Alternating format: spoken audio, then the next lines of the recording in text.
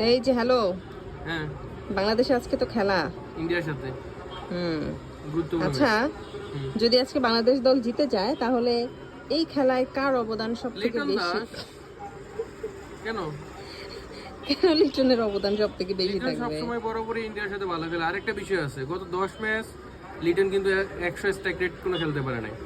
সুতরাং আজকে 200 strike rate খেলে এই সমালোচকদের জবাব দিবে লিটন দাস। ইনশাল্লাহ।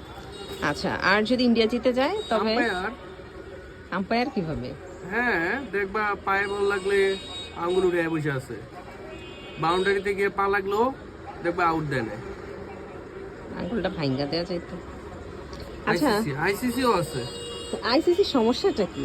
আইসিসি আজকে ইন্ডিয়াকে একেবারে মেইন পিচ যেটা, সেখানে তাদের প্র্যাকটিস করার সুযোগ করে দিচ্ছে, যাতে তারা পিচ সম্পর্কে অবগত হতে পারে।